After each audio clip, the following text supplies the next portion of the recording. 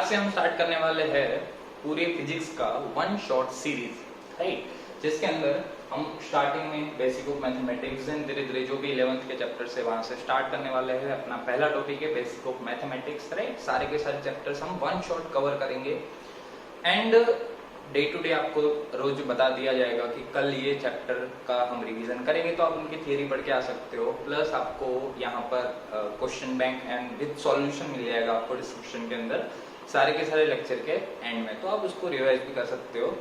And अगर आपको कोई भी डाउट्स वगैरह है तो आप कमेंट सेक्शन में जरूर लिखें। एंड अगर आपको कोई पर्टिकुलर वीडियो चाहिए किसी टॉपिक की तो भी आप कमेंट कर सकते हैं, राइट।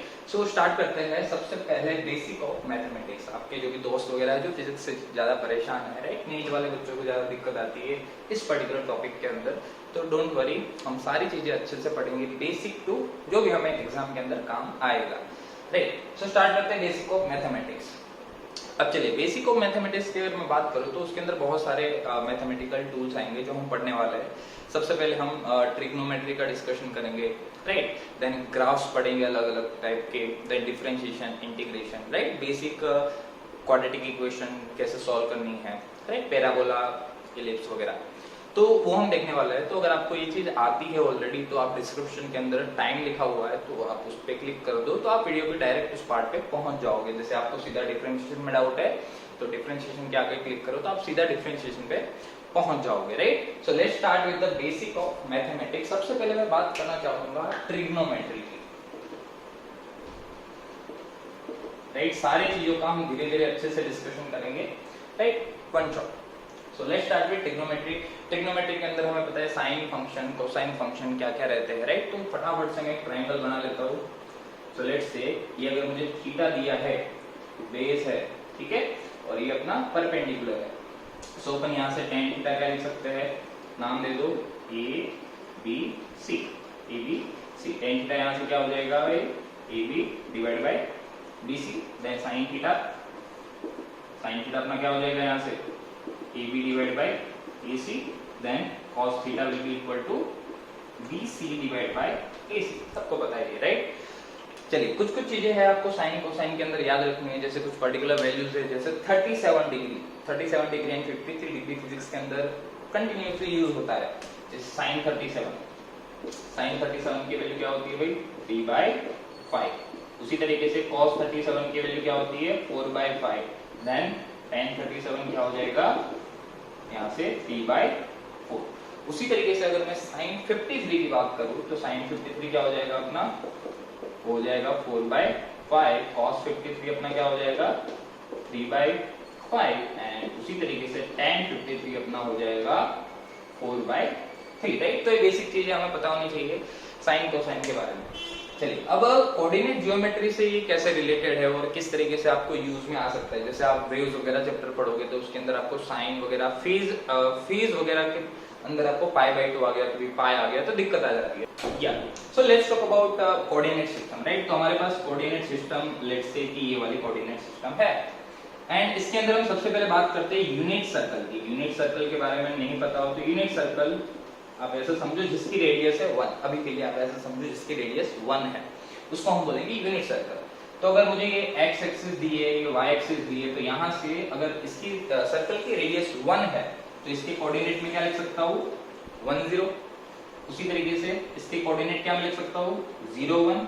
सेम वे इसके कोऑर्डिनेट क्या हो जाएंगे -1 0 एंड इसके कोऑर्डिनेट क्या हो जाएंगे बच्चों 0 एंड -1, राइट। तो ये बेसिक हमें इससे पता चल गया यूनिट सर्कल से। अब हम एंगल्स की बात करते हैं, राइट। हम एंगल्स यहाँ से स्टार्ट करते हैं, right, 0, then here there is π/2, here it is pi and here it is 3π/2 and again 2π and again ये सर्कल घूमते जाएंगे। उस तरीके से हम एंगल लिख सकते हैं अलग अलग, राइट। अब मेन बात क्या है इसके अंदर मुझे बतानी है वो देखो। जैसे लेट्स से कि आपके पास काफी बार इस टाइप के फंक्शन आ गए, ठीक है। लेट्स से आपके पास इस टाइप की चीज आ गई साइन π/2 प्लस थीटा, राइट, या तो आ गई sine π/2 minus theta, then sine pi plus theta and sine pi minus theta, right. तो ये बेसिक चीज पढ़ते हैं, बाकी आई गेस सारे के सारे फंक्शन के अंदर आप ये चीजें अप्लाई कर सकते हैं, ठीक है। Yes, so let's start with sin pi by 2 plus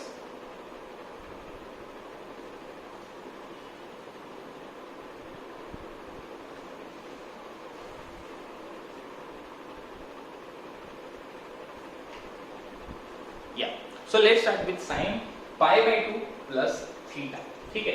so हम सबसे पहले बात करेंगे sin pi by 2।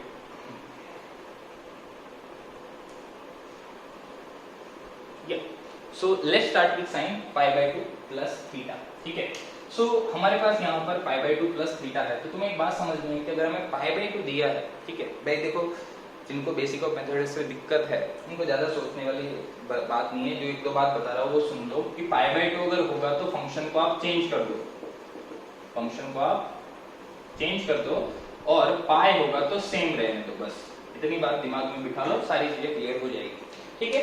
और तुम्हें हमेशा इधर एंटी क्लॉकवाइज में घूमना है, मतलब आपका 0 यहाँ से स्टार्ट होगा, फिर पाई बाय 2 यहाँ पर है 90 डिग्री, राइट, देन 180 डिग्री, तो इस तरीके से आपको घूमना है anti clockwise. Now, if I talk about pi by 2 का फेज, pi by 2 जैसे ये है sin pi by 2 plus theta, तो pi by 2 यहाँ पर है, मुझे sin pi by 2 से प्लस में जाना है, प्लस में कुछ एंगल जाना है, मतलब मैं यहाँ से यहाँ कहीं पे आ गया, ठीक है, यहाँ से यहाँ कहीं पे आ गया।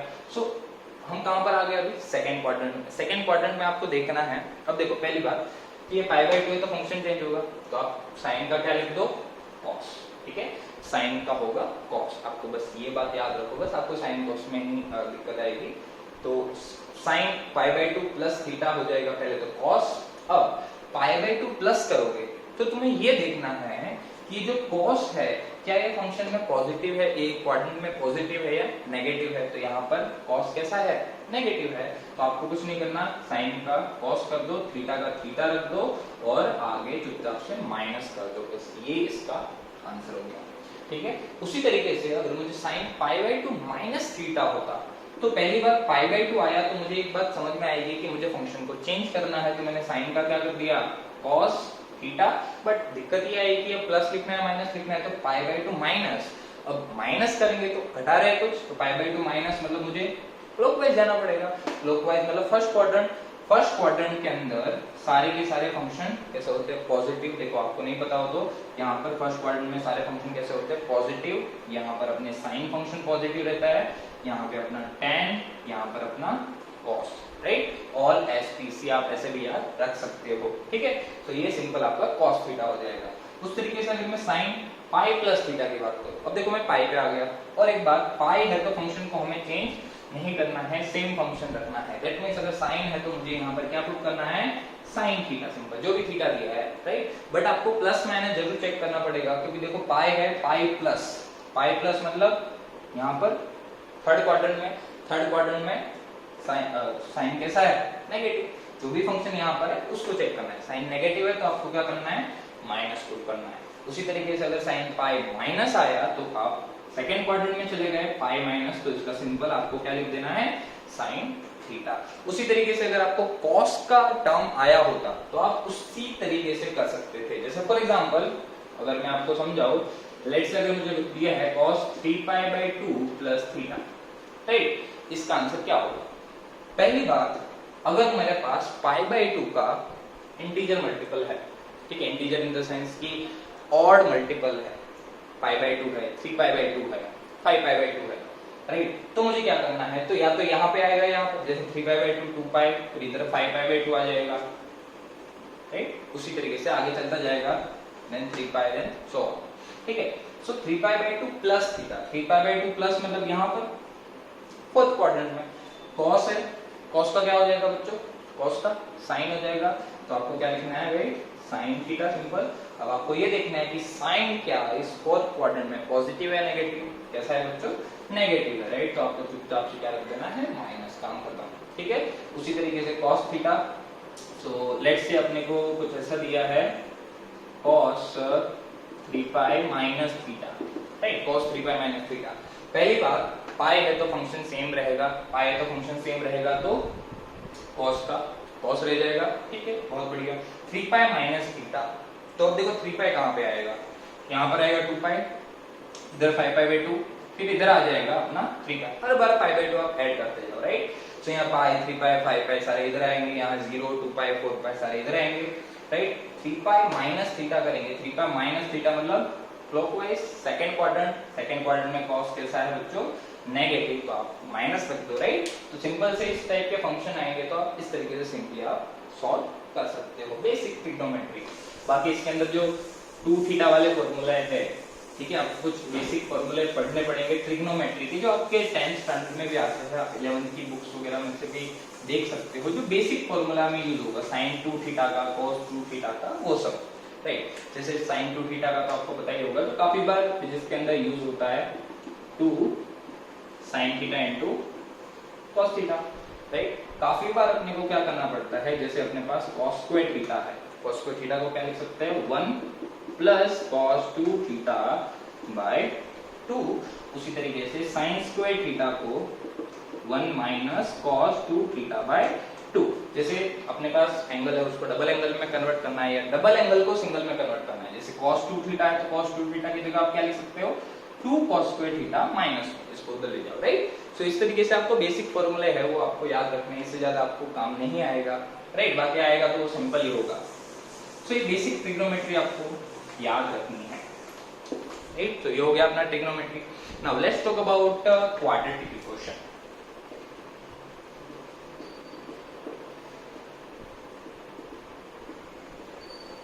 अब देखो क्वाड्रेटिक इक्वेशन क्या है। क्वाड्रेटिक इक्वेशन आप ऐसा समझो कि 10th में भी पढ़ते ही है, राइट। क्वाड्रेटिक इक्वेशन कोई भी फंक्शन ऑफ x है that is equal to ax square plus bx प्लस c, right, where a b c are constant, इसमें से ये सारे कांस्टेंट है और a 0 नहीं है, राइट। कोई भी x का फंक्शन है जिसकी 2 पावर है, उसको हम कैसे फंक्शन बोलेंगे, क्वाड्रेटिक फंक्शन, राइट। तो a b c सारे के सारे कांस्टेंट है। अब इसके हमें रूट निकालने आते हैं, रूट हमें पता है, रूट इसके क्या हो गए, इसके 2 रूट हो गए x1 एंड x2, राइट, और इसकी वैल्यू क्या होगी माइनस बी।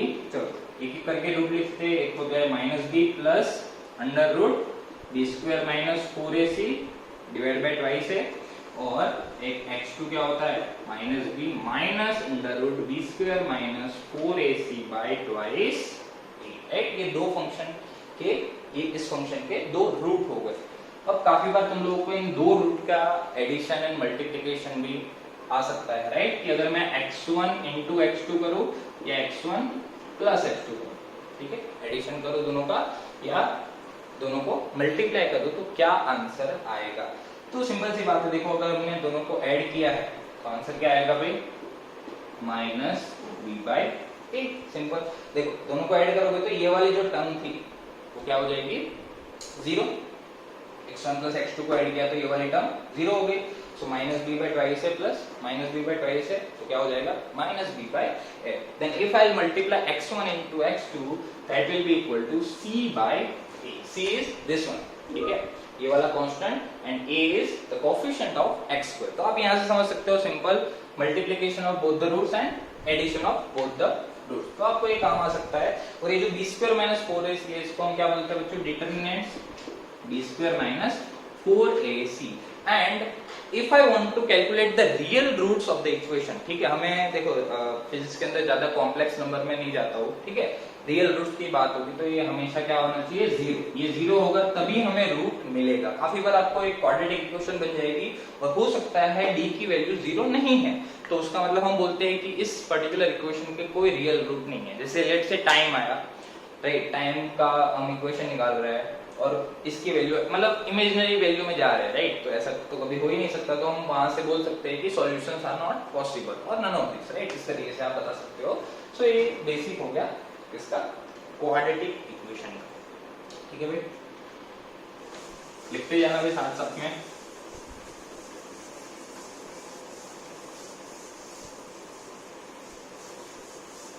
चलिए ये तो हो गया अपना quadratic equation. Now let's talk about basic of straight line, ठीक है।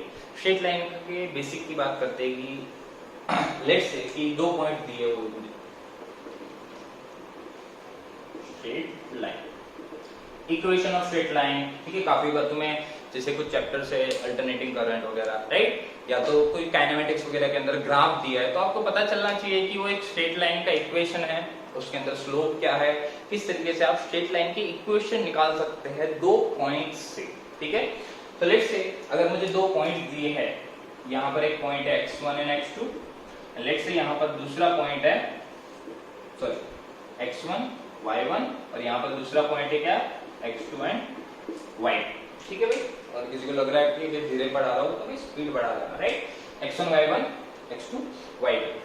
इन दो पॉइंट से अगर कोई लाइन पास हो रही है तो इस लाइन की अगर मुझे इक्वेशन निकालनी है तो वो इक्वेशन मैं कैसे निकाल सकता हूँ, इसकी इक्वेशन अपन सिंपली बता सकते हैं y minus y1 divide by y2 minus y1 that is equal to x minus x1 divide by x2 minus x1। आप सिंपली ये बात याद रख सकते हो और यहाँ से आप सिंपली पूरी की पूरी स्ट्रेट लाइन की इक्वेशन निकाल सकते हो, राइट। सो इसको भाई सॉल्व करोगे तो भाई कैसी फॉर्म बनेगी भाई, y, देखो अपन सॉल्व कर ही लेते हैं, वैसे करने की कोई जरूरत नहीं, y और x में बनेगी। जैसे मैं आपको सिंपल एग्जांपल से समझा देता हूँ। लेट्स से दो पॉइंट्स है अपने पास 3 2 एंड 5 6, ठीक है। लेट्स से इन दोनों पॉइंट से कोई एक स्ट्रेट लाइन पास हो रही है, या तो तुम्हें कोई कर दिया है, उसके कोई भी एक लाइन है, उसकी इक्वेशन तुम्हें निकालनी है और उस लाइन के दो पॉइंट पता है, लेट्स से ये वाले और ये वाले, ग्राफ से हम आराम से बता सकते हैं इधर उधर जाके, ठीक है। सो दो पॉइंट्स पता है हमें, तो हमें उसकी स्ट्रेट लाइन की इक्वेशन निकालनी है। तो क्या करना है, सिंपल इस फॉर्मूले के अंदर आप वैल्यू पुट कर दो। सो ये अपना क्या हो गया अभी x1, ये y1, x2, y2, simple, right. सो क्या हो जाएगा सबसे पहले भाई y minus y1 2 divide by y2 minus y1, खत्म। उसी तरीके से x minus x1 divide by x2 minus x1, काम खत्म, राइट। तो यहाँ से आपका क्या आ जाएगा y minus 2/4 that is equal to x minus 3/2, so this is equal to y minus 2 that is equal to 2x minus 6, तो y इज इक्वल टू आ गया 2x माइनस 4, ठीक है। सो ये आ गई इन दोनों पॉइंट से पास होने वाली स्ट्रेट लाइन की equation y that is equal to 2x minus 4। अब इस इक्वेशन को भी सॉल्व करोगे तो x1 y1 के टर्म में, x2 y2 के टर्म में पूरी एंड xy के टर्म में पूरी एक इक्वेशन बनेगी, जिसके अंदर आपको एक फॉर्मेट मिलेगी y is equal to mx plus c type. This is the general equation of straight line. कोई भी स्ट्रेट लाइन है, कोई भी दो पॉइंट से पास हो रही है, तो उसकी पर्टिकुलर स्ट्रेट लाइन की इक्वेशन क्या है, y is equal to mx plus c। यहाँ पर m क्या है, m is the slope of the line, slope मतलब पता तो स्लोप क्या है, एक slope of the line, and c is known as intercept, ठीक है। c है इंटरसेप्ट और m है slope of this particular curve. Now I guess ये तुम्हें क्लियर है, तो इसको मिटा देते हैं, ठीक है। सो लेट्स से कि अगर मैं कोऑर्डिनेट सिस्टम बनाऊं, x एंड y एक्सिस बनाएंगे मैं, ठीक है। यहाँ पर एक पॉइंट है x1 y1, यहाँ पर दूसरा पॉइंट है x2 y2। इन दोनों पॉइंट से जो पास होती हुई स्ट्रेट लाइन है उसकी इक्वेशन मैंने निकाली, तो यहाँ से कुछ ऐसी इक्वेशन आई। वो इक्वेशन किस फॉर्म में बनी, y is equal to mx plus c, ठीक है, बहुत बढ़िया। जिसके अंदर ये जो m है that is known as slope of the curve and c is known as intercept, right. अब लेट्स से ये लाइन अगर यहाँ पर टच हो रही है, ठीक है। अब देखो c की वैल्यू अपन कैसे निकाल सकते हैं, x की वैल्यू यहाँ पर 0 कर दो, इस इक्वेशन के अंदर x की वैल्यू 0 कर दो तो y की वैल्यू क्या आ जाएगी, c के बराबर, right. That means if I do x is equal to 0, तो जो भी y की वैल्यू होगी यही वैल्यू किसके बराबर होगी बच्चों, c के बराबर होगी, ठीक है। इंटरसेप्ट बोलते हैं उसको, और m को क्या बोलेंगे अपन, slope of the curve. Slope क्या है अब यहाँ पर, slope is nothing but you can say that is the angle made by that particular line with the x axis। वो लाइन x axis के साथ कितना एंगल बनाती है उसका tan, ठीक है। इसी का अगर थीटा हमें मिल गया तो हम यहाँ से tan थीटा इजीली निकाल सकते हैं, राइट। सो उसी tan थीटा को हम क्या बोलते हैं, slope of this particular curve, right. अगर मुझे ये थीटा निकालना है, या तो तुम ऐसा बोल सकते हो कि कोई भी एक स्ट्रेट लाइन है which is making an angle theta with the positive x axis, ये बात याद रखना, ठीक है। स्लोप क्या है, इज अ tan थीटा, ठीक है। यहाँ पर थीटा क्या है, angle made by line with positive x, ठीक है, पॉजिटिव एक्सिस के साथ जो भी एंगल बनाएगा उसका tan जो होगा that is our slope of the curve, right. अब यहां से देखो tan थीटा की वैल्यू इजीली कैसे मिलेगी, slope of the curve I mean, right. So अगर तुम्हें ये पर्टिकुलर लाइन की है तो हमने c बताया था, क्योंकि जब x 0 होगा तो y कितना होगा उसके, राइट। बाकी आपको आई गेस इंटरसेप्ट समझ में आ ही गया है, राइट। कोई भी नॉर्मल लाइन है तो लेट्स से ऐसे दी हुई है तो ये आपका इंटरसेप्ट हो जाएगा c, ठीक है। तो यहां पर आप देखोगे तो ये अगर थीटा है तो यहां से tan थीटा आप क्या लिख सकते हो, tan थीटा अभी मैंने बताया, right, this divide by this. So यहां से अगर मुझे ये लाइन पता है तो ये वाली चीज भी पता है, देखो ये अगर y2 है ये y1 है तो इसकी वैल्यू क्या हो जाएगी y2 माइनस y1, और ये वाली लेंथ जो है वो आपकी किसके बराबर हो जाएगी x2 माइनस x1। तो सिंपल आप tan थीटा का इक्वेशन यूज कर सकते हो, tan थीटा यहां से क्या हो जाएगा y2 minus y1 divide by x2 minus x1, right. So that will be the slope of this particular curve. तो आपको अगर स्लोप निकालना है सीधा tan थीटा तो आप दो पॉइंट दिए हुए हैं उसके अंदर से ये स्लोप निकालना है, सीधा y2 minus y1 divided by x2 minus x1 कर दो, but yes provided that those two points should lie on the line, ठीक है। सो आप वहां से सिंपली स्लोप निकाल सकते हो, right. So this is all about straight line. आपको बस इतना बेसिक नॉलेज होगा तो आप स्ट्रेट लाइन की इक्वेशन भी निकाल सकते हो, राइट। इक्वेशन तो मैंने बताई थी, स्लोप भी निकाल सकते हो। जैसे अपनी जो इक्वेशन आई थी, जैसे मुझे याद नहीं आ रही क्या आई, लेट्स से अपनी equation I y is equal to 4x plus 5, right. तो ये 4 जो है 4 is the slope of this particular line and c which is equal to 5 which is intercept, ठीक है। तो ये हो गया आपका बेसिक ऑफ स्ट्रेट लाइन, ठीक है। y is equal to mx plus c इस स्ट्रेट लाइन की इक्वेशन है, आपको समझना है, and is the slope c is the intercept, right. आगे बढ़ते हैं पैराबोला पे। अब देखो, अब मैं पैराबोला की बात करूं तो पैराबोला जैसे आप लोगों ने सुना होगा, जैसे प्रोजेक्टाइल मोशन वगैरह हम पढ़ते हैं, राइट। तो प्रोजेक्टाइल मोशन का जो पाथ रहता है दैट इज पैराबोलिक। फिजिक्स आप पढ़े ही हो, राइट, ऑलरेडी। तो पैराबोला काफी बार अपन को यूज होता है। तो देखते हैं पैराबोला की इक्वेशन क्या आती है। इसके कुछ फॉर्मेट से जो मैं लिख लेता हूं, एक तो है y² is equal to 4ax, right. एक है इसका x² is equal to 4ay, या तो इसी चीज को उल्टा कैसे लिख देते हैं y² is equal to minus 4ax, या तो x² is equal to minus 4ay। ए का अभी तुम लोग को टेंशन लेने की जरूरत नहीं है, राइट। मैथमेटिक्स वालों को ज्यादा हेडेक रहती है उनकी, बट हमें कुछ नहीं करना, हमें सिर्फ उनके ग्राफ से मतलब है कि ये ग्राफ किस टाइप का आएगा, राइट।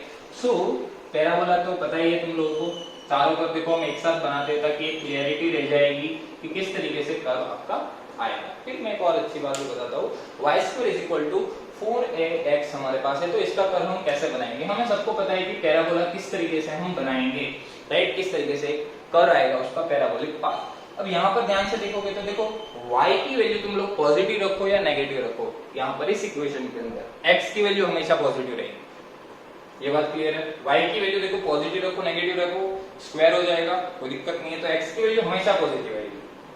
तो यहाँ पर कर्व ऐसा बनाओ कि सिर्फ x साइड है, पॉजिटिव x साइड, तो क्या आएगा कुछ इस तरीके से, ठीक है भाई। बेसिक आपको इससे काम चल जाएगा। अगर ये x² is equal to 4ay है, खुद सोचो x की वैल्यू पॉजिटिव नेगेटिव रख दो, y को कोई फर्क ही नहीं पड़ रहा, ऐसा, ठीक है। y² is equal to minus 4x। अब देखो y की वैल्यू पॉजिटिव रखो या नेगेटिव रखो, बट इस माइनस की वजह से x की वैल्यू हमेशा कैसी होगी बच्चों, नेगेटिव होगी। तो यही जो कर्व है ना, आप उसको उल्टा दो, this is the curve of y² is equal to 4ax y x y x। उसी तरीके से लास्ट वाला कर्व अपना क्या है, x² is equal to minus 4ay, x की वैल्यू पॉजिटिव नेगेटिव रखो, कुछ भी रख दो, y की वैल्यू हमेशा कैसी आएगी, नेगेटिव आएगी। तो यही कर्व आपका जो है वो इस टाइप का बन जाएगा, ठीक है भाई। सो ये कुछ आपको चीजें याद रखनी है यहाँ पर, ठीक है, पॉजिटिव एंड नेगेटिव करके बारे में, ठीक है।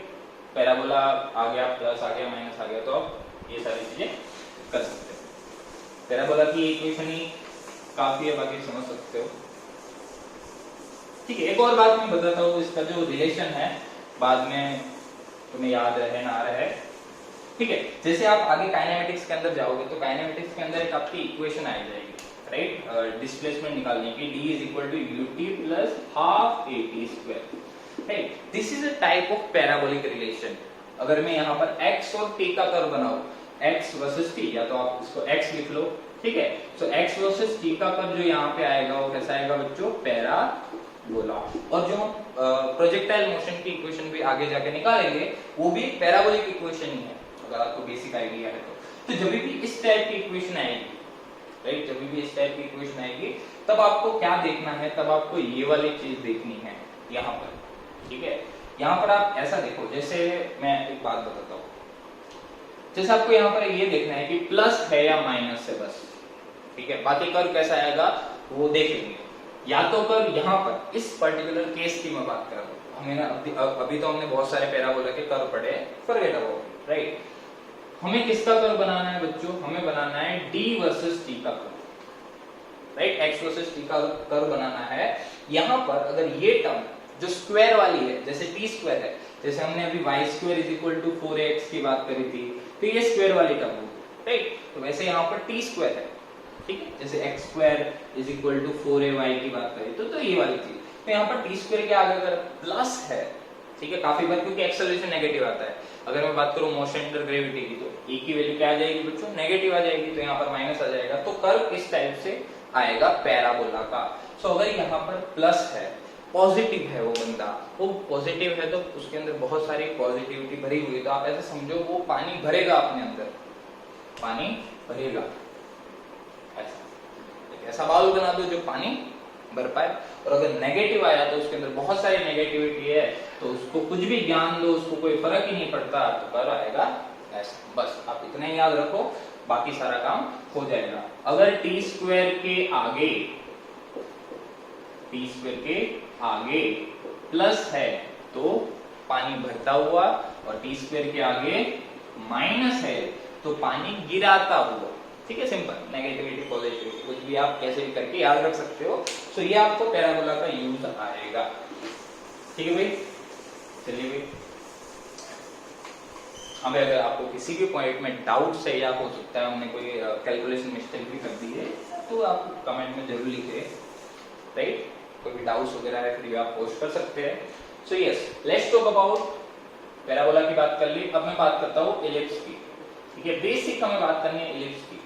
सो इलिप्स देखा होगा भाई, इस टाइप का रहता है इलिप्स। इलिप्स की इक्वेशन क्या रहती है, इलिप्स के अंदर दो पार्ट इंपॉर्टेंट है, कि ये वाली चीज और ये वाली चीज। आप जब ग्रेविटेशन पढ़ोगे तो कैलकुलस लॉ के अंदर इलिप्स का थोड़ा बहुत काम आएगा, राइट। ये जो टर्म है, अब देखो, ये वाली जो एक्सिस है उसको हम बोलते हैं मेजर एक्सिस, और ये वाली जो एक्सिस है इसको हम बोलेंगे कैसी एक्सिस, मेजर एक्सिस, और इसको हम कैसे बोलेंगे, माइनर एक्सिस, राइट। अब ये उसका आधा हो गया, तो इसको हम क्या बोलेंगे, सेमी मेजर एक्सिस, और इसको हम क्या बोलेंगे, सेमी माइनर, राइट। इसकी वैल्यू a, इसकी वैल्यू b, राइट। और इसकी जो इक्वेशन रहती है वो रहती है x square by a square plus y square by b square that is equal to 1। This is the general equation of ellipse, right, general equation of ellipse. और आपको अगर इलिप्स का एरिया पूछ लिया तो बच्चों पाई ab, area of ellipse, pi ab, याद रखो, बहुत बार काम आएगा, राइट। जैसे थर्मोडायनेमिक्स के अंदर आपको वर्क डन निकालना है, राइट, तो वर्क डन के अंदर पीवी कर्व का वर्क डन निकालना पड़ेगा। तो अगर साइक्लिक प्रोसेस है and ellipse is given, so you can directly write down the area pi ab, right. तो ये वाली बात आप याद रख सकते हो। Now if I talk about the circle, ठीक है, तो सर्कल जो है वो इलिप्स का ही एक एक्स्ट्रा पार्ट है, वो इलिप्स से ही बना है। देखो, इलिप्स के अंदर अगर मैं a is equal to b बोल दूं, सर्कल की बात भी साइड में कर लेते हैं, ठीक है भाई। अगर मैं इलिप्स के अंदर a is equal to b कर दूं, that means semi major axis और सेमी माइनर एक्सिस दोनों की वैल्यू में अगर इक्वल कर देता हूं यहाँ पर, तो क्या हो जाएगा, यहाँ पर ध्यान से देखोगे, a is equal to b हो गया, a is equal to b हो गया, तो यही इक्वेशन में क्या आ जाएगा, x square by a square plus y square by b square that is equal to 1। ये भी a स्क्वायर हो गया, तो ये क्या आ गया, x square plus y square that is equal to a square, right. So this is the equation of circle, ठीक है, जिसका सेंटर कहां पे है बच्चों, अभी 0 0 पे, ओरिजिन पे। और मैं जनरली ओरिजिन वाले सर्कल का ही काम रहेगा, ठीक है भाई। इसका सेंटर कहां पर है, अभी ओरिजिन पे, राइट। तो ये बेसिक हो गया आपका सर्कल का। अब देखो ए और बी इक्वल हो गया, तो यहाँ पर पाई ए स्क्वायर हो गया एरिया, और हमें पता ही है भाई सर्कल का एरिया क्या होता है, पाई आर स्क्वायर, सिंपल, राइट। सो आप यहाँ से इलिप्स के बारे में भी थोड़ी बहुत बातें समझ सकते हो, एरिया वगैरह, इक्वेशन वगैरह, राइट। चलिए ये इलिप्स की बात कर ली, सारी चीजें की डिस्कशन कर ली, स्टेटमेंट की डिस्कशन कर ली। जो डरावनी चीज है उस पे आते हैं, जो कि बिल्कुल भी डरावनी नहीं है, ठीक है। डिफरेंशिएशन पे, डिफरेंशिएशन है इंटीग्रेशन पे, कैलकुलस का पार्ट है, ठीक है। तो लेकिन बट नीट वाले बच्चों को काफी दिक्कत आती है, जेई वालों को तो भाई आदत हो जाती है डिफरेंशिएशन इंटीग्रेशन करने की, तो इनके अंदर तो कुछ ज्यादा टफ नहीं है। तो लेट्स टॉक अबाउट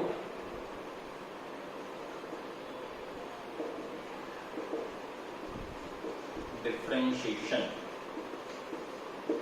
डिफरेंशिएशन आप ऐसे समझो, डिफरेंशिएशन का क्या मतलब है, अगर मैं सिंपल वर्ड में तुम्हें डिफरेंशिएशन का मतलब समझाऊं तो तोड़ना, हजारों टुकड़े करना, अब ऐसे समझो डिफरेंशिएशन करना। इंटीग्रेशन करना मतलब वही तोड़े हुए टुकड़ों को जोड़ना, सिंपल, ठीक है। अब लेट्स से कि अगर मुझे कोई भी फंक्शन का डिफरेंशिएशन करना है, लेट्स से अगर मुझे y कोई फंक्शन दिया है, y as a function of x, कुछ भी हो सकता है, x² + 3x + 2, कोई भी x का फंक्शन, x² + 3 xyz, ठीक है। तो कोई भी तुम्हें y as a function of x दिया हुआ है और उस पर्टिकुलर फंक्शन का तुम्हें डिफरेंशिएशन करना है, सो हम इसको लिखते हैं d/dx of y, right. d/dx of y, differentiation of y with respect to x, इसको हम क्या पढ़ेंगे भाई, differentiation of y with respect to x, right. dy/dx, इसको सिंपल आप dy/dx भी लिख सकते हो, and that is equal to f-x, right. इसको दूसरे वर्ड्स में भी आप लिख सकते हो f-x, that is also known as differentiation of y with respect to x, ठीक है। अब इसके कुछ फॉर्मूलाज है, आपको कुछ वो फॉर्मूला दिमाग में बिठा के रखो, कुछ रूल्स है, बस याद रख लोगे तो सारी की सारी चीजें क्लियर हो जाएगी आपकी, ठीक है, सिंपल। चलिए पहला फॉर्मूला की बात करते हैं, formula number 1। So d/dx of x raise to n, कोई भी जनरल मुझे x पावर n दी हुई है और इस पर्टिकुलर फंक्शन का मुझे डिफरेंशिएशन करना है, तो मैं कैसे करूंगा, तो आपको कुछ नहीं करना है, ये जो ऊपर जो पावर लिखी हुई है उसको आप आगे ले आओ एंड n2, और यहाँ पर एक पावर कम कर दो, xn minus 1. This is a simple differentiation of x raised to n, or you can say x power, and x power n का yes, x power n का simple differentiation क्या होगा, n x raised to n minus 1, right. अब इसके अगर मैं example बताऊं तो मैं लेट्स से अगर मुझे x क्यूब दिया है तो x क्यूब का डिफरेंशिएशन क्या होगा, d/dx of x cube, right. ये पावर आगे 3 और एक पावर घटा दो, 3 minus 1, तो क्या आ गया 3x², राइट। लेट्स से मुझे √x दिया है, so this is nothing but d/dx of x raise to 1/2, simple 1/2 x raise to 1/2, तो क्या करो, हाफ पावर आगे, then x raise to 1/2 minus 1, right. So ये क्या हो जाएगा 1/2 into x रेज़ टू -1/2, और x रेज़ टू -1/2 को आप नीचे भी ले जा सकते हो, सो 1/2 into x रेज़ टू 1/2, जिसको आप वापस √x लिख सकते हो, right. So simple basic formula हो गया इस चीज का।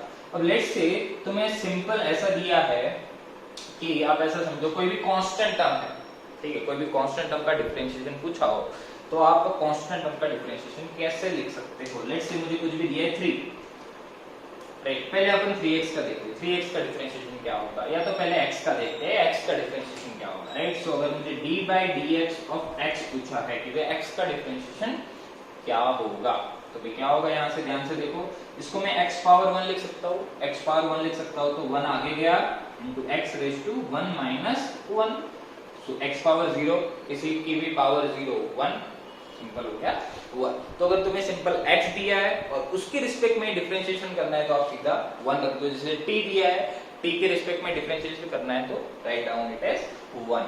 लेट्स से अगर मुझे 3x दिया है और उसका मुझे डिफरेंशिएशन निकालना है, d/dx ऑफ 3x, नंबर दे देते हैं 1 2 3 4 एग्जांपल, राइट। सो आपको क्या करना है, कांस्टेंट जो टर्म है उसको आप डिफरेंशिएशन के बाहर ले सकते हो, तो यहाँ से 3 को मैंने बाहर ले लिया, एंड अंदर बच गया dx by dx, x बच गया अंदर, और x का तो डिफरेंशिएशन कितना होता है बच्चों 1, तो सिंपल अपन ने लिख लिया 1, तो इसका आंसर आ गया कितना 3।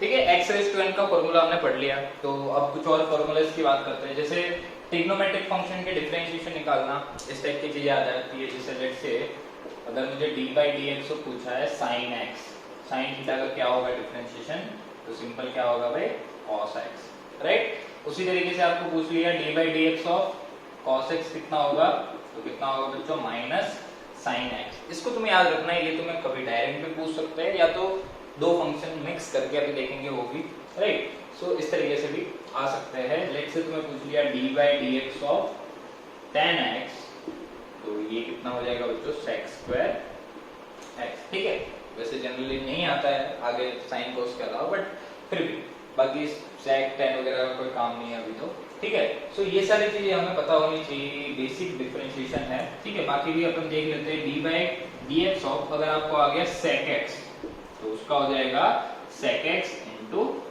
tan x, और उसी तरीके से d by dx of cosec x आ गया, तो उसका हो जाएगा बच्चों cosec x into cot x का minus, and if I have d by dx of cot x, तो उसका हो जाएगा minus cosec square x, right. So basic trigonometric function के डिफरेंशिएशन है, आपको बस थोड़ा दिमाग में बिठा के रखना है, बाकी तो इसको यूज ही करना है। ठीक है, सो यस, तो ये आपके बेसिक साइनो मतलब ट्रिग्नोमेट्रिक सारे के सारे फंक्शन है। ठीक है, चलिए अब हम पढ़ते हैं मल्टीप्लिकेशन रूल। ठीक है, मल्टीप्लिकेशन रूल पढ़ेंगे और इनके बारे में देखते हैं कि क्या आता है मल्टीप्लिकेशन रूल। ठीक है,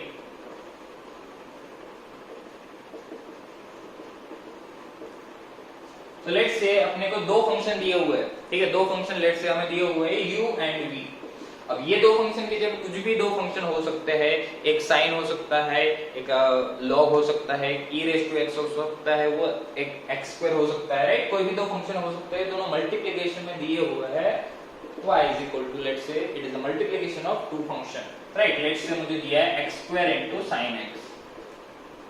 ठीक है, ये y इज इक्वल टू इतना दिया, u है ये और ये है v। मुझे इसका डिफरेंशिएशन निकालना है, मुझे निकालना है dy by dx। तो कैसे करेंगे, देखो बहुत ही आसान है, आपको कुछ नहीं करना। जब भी दो फंक्शन मल्टीप्लिकेशन में दिए हो, तो पहले फंक्शन को रखो, दूसरे को डिफरेंशिएट करो, तो ये आ जाएगा dv by dx प्लस दूसरे को रखो, पहले को डिफरेंशिएट करो, काम करो।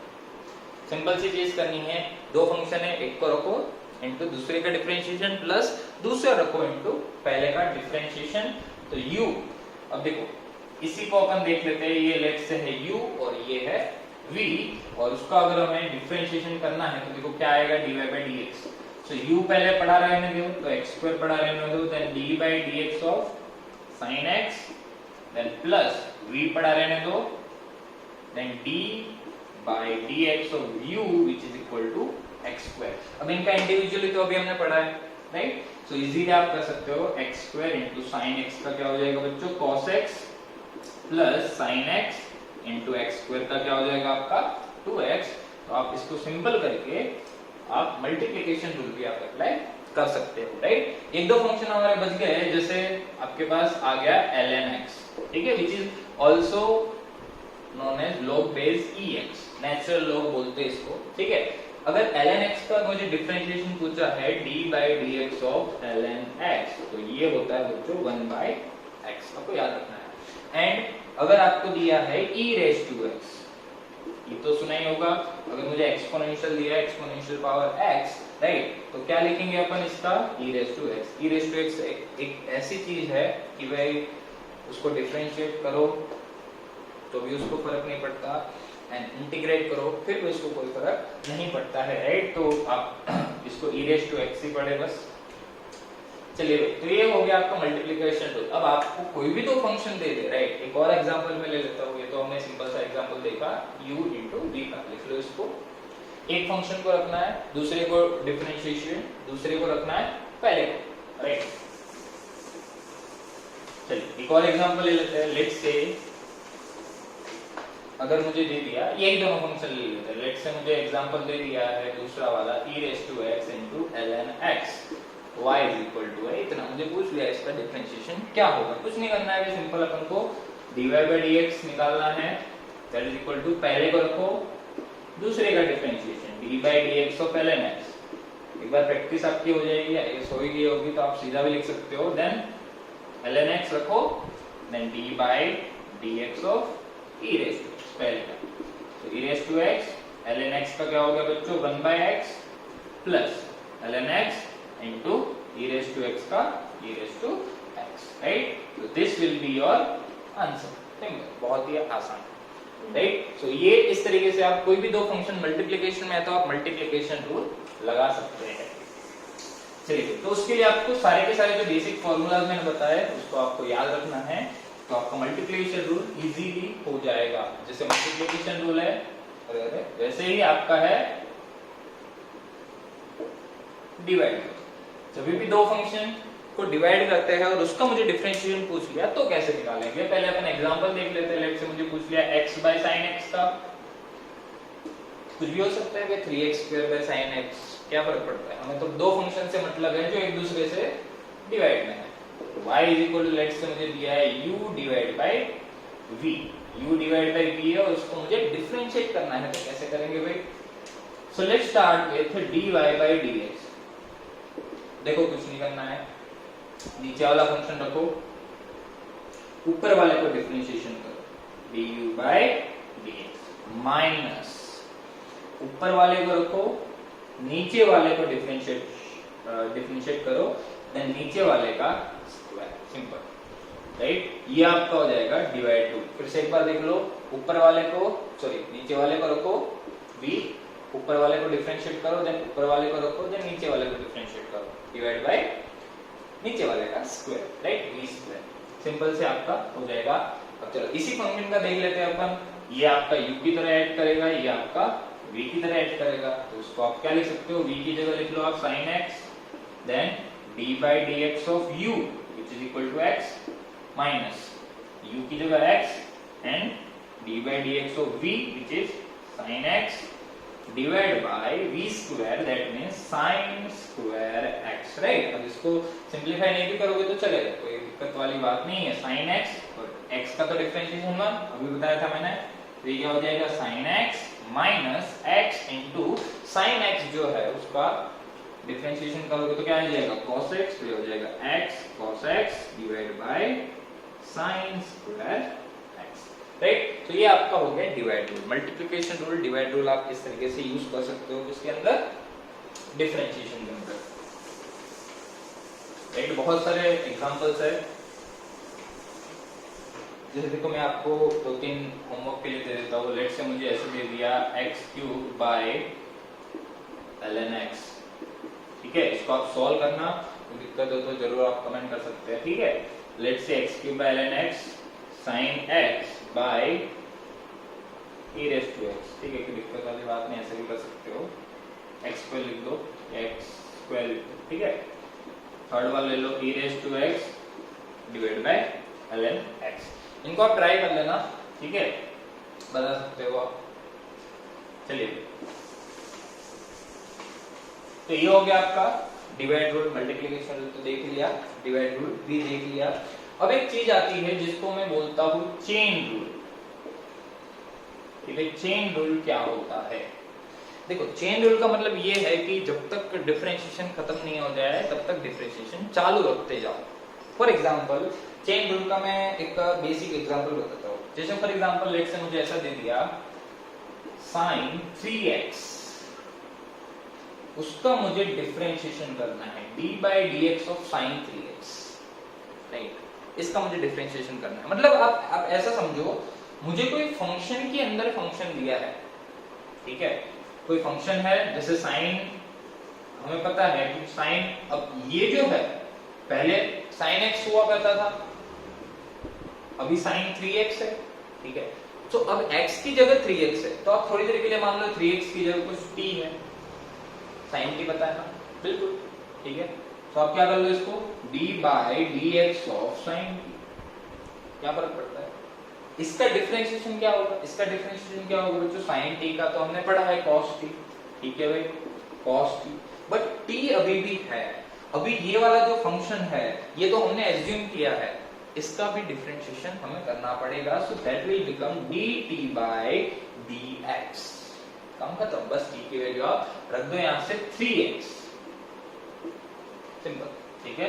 तो ये क्या हो जाएगा? 3 cos 3x, काम खत्म, ठीक है। एक बार और देखो, sin 3x है हमारे पास, sin का तो हमें पता है cos 3x, simple. sin theta अगर है तो हम उसको सीधा लिख सकते हैं cos थीटा, बट थीटा की टर्म भी तुम्हें देखनी है। अगर सिंपल sin x होता, देखो अगर सिंपल sin x होता तो उसका मैं cos x लिखता, देन x का क्या लिखता? dx by dx, ये टर्म तो आएगी ही आएगी, बट वो 1 हो जाती है तो हम सीधा sin x का cos x लिखते हैं। बट अगर यहाँ पर मुझे दिया है sin 3x, तो क्या करेंगे?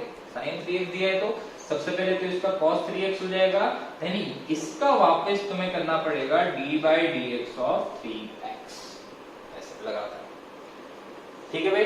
सो इस तरीके से आप चेन रूल का इस्तेमाल कर सकते हो, ठीक है। अपन एग्जांपल के साथ देख लेते हैं इसको थोड़ा और, जब तक फंक्शन खत्म नहीं हो जाता तब तक उसको डिफरेंशिएशन करते जाओ, ये बेसिक है चेन रूल का। लेट्स से अगर मुझे दिया है e raised to 5x plus 1, ठीक है, मुझे पूछा है कि इसका डिफरेंशिएशन करो, what is the differentiation of e raised to 5x plus 1 d by dx of this one, कितना होगा? तो चलिए अभी शुरू करते हैं। तो इसका एज इट इज हो जाएगा e raised to 5x plus 1, ठीक है, ये तो हमें पता है e raised to x का e raised to x। Now अब क्या होगा?